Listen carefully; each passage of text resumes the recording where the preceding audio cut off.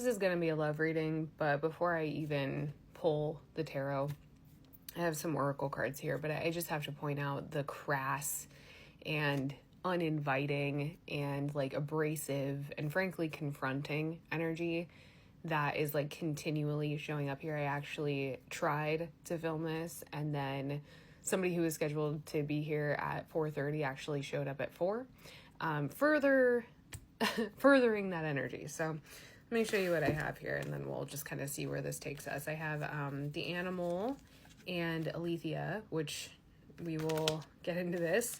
The Hunter, the Vow, and then at the bottom of the deck, Eros, the Flame, the Fault Line, the Warrior under that.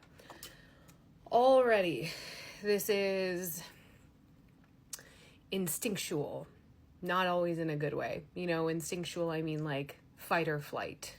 Not great. Not all the time. It is also kind of domineering.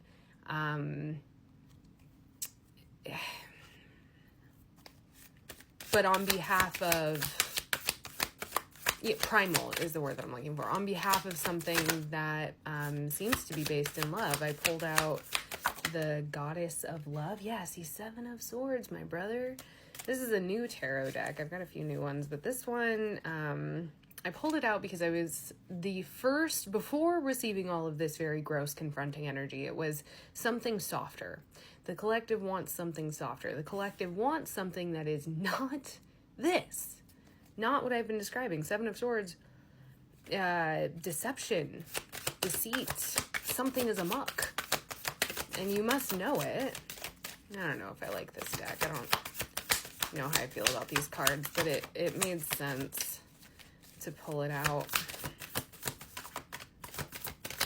But see, even as far as like the deck that wanted to come out for this reading and like the way that this is working, it's fumbly, it's not natural. 6 of Wands with the 7 of Swords. This person is ego. There's no right for them to move with such, I'm hearing veracity, which I don't even know what the hell that means, to be honest with you. Ace of Cups. Yeah, this is like kind of a bold display of how someone feels about you.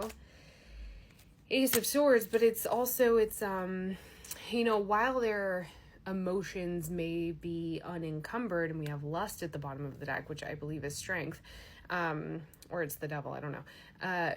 While their emotions may be unencumbered, right? While their path to you, they are ensuring it is unobstructed. They themselves, quite a challenging energy to work with. This is not someone that, you know, maybe 5 of Cups here. Maybe, you know, some of you guys in this collective, I don't even know where you're at, you know, but maybe for some of you this is endearing, right? Maybe this is attractive for you, but this person wants you kind of at any cost. Hang on. So the High Priestess, the 7 of Pentacles, and Death fell out. 3 of Swords, 8 of Cups, 9 of Swords. You wanted this person to go, it's like, go think about what you did, right? You put this person in the doghouse, right? And so this sudden outpouring of emotion, or maybe a confession, or like a please let me have you back type of thing, you know, the question that you would have is like, did they learn, right? Did they learn from what they've done? Are they going to come to me correctly? Is it going to be authentic? You know, and to that, from what I have here, it's, yes and no. I think that they did, you know, they thought about it, but the thing is that there's some things that they do have to learn from practice. They feel very optimistic from what I can gather. They feel like I am hearing the word like redeeming and redemptive. You know, they want a second chance, essentially. They want a chance to redeem themselves. They want a chance to prove that they have changed. Right?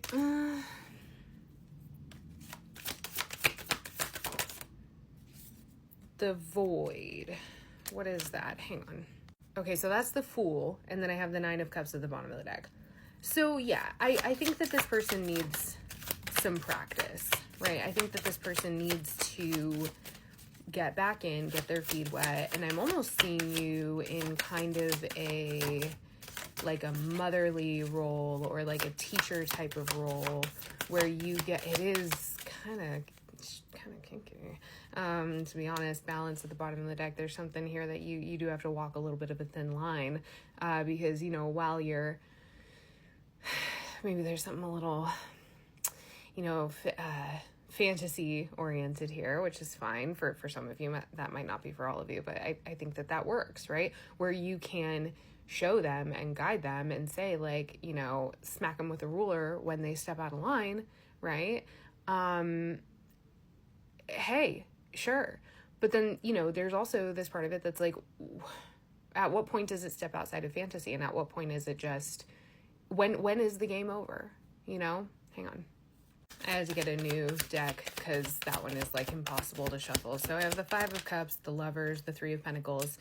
I'm asking for your advice here. You know, I think that this collective is pretty much come to terms with the reality that this person might not ever really meet.